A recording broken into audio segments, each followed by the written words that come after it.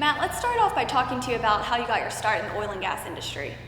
Sure. So my oil and gas origin story is pretty simple.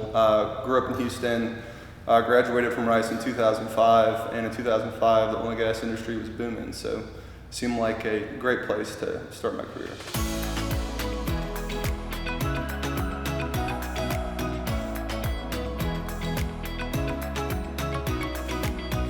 Talk to us about the path that you took, once you graduated to get to where you are today. Yeah, so right out of undergrad, I went to work for JP Morgan's oil and gas investment bank and was an investment banker at JP Morgan and Evercore for almost 12 years before I decided to leave and start something a little bit more entrepreneurial. In that entrepreneurial jump, do you think that was a big risk at that time? How do you feel about that if you can look back to then? I certainly felt like it was a big risk and a big jump for me.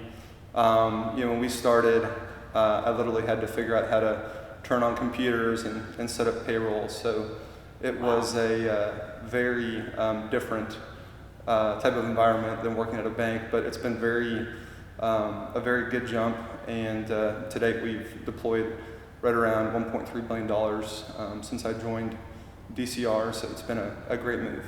A lot of experience you have there. Can you talk to us about any advice you would have for younger professionals maybe trying to find their way?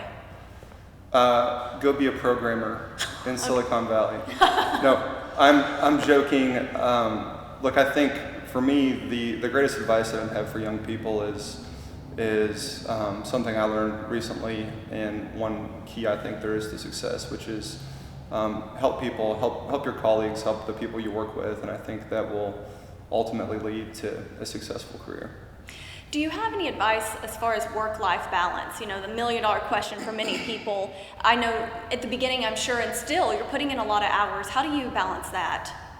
Yeah, so I think it's important to be very deliberate about it. I have 2 kids and a great wife, and so I very deliberately try to leave the office at home, get home for dinner, turn off my phone, and spend as much time as I can with family. But I think if you're a type A workaholic, you really have to be cognizant and put a proactive effort in to have a good work-life balance.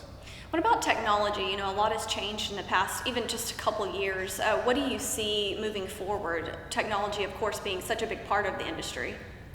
Yeah, I couldn't point to an individual or particular technological advancement, but I think it's going to have to continue to advance. I think where we are today in the life cycle of these assets, managing costs is important. So I think operators and everyone are going to have to continue to implement technology to bring costs down and make these assets more profitable.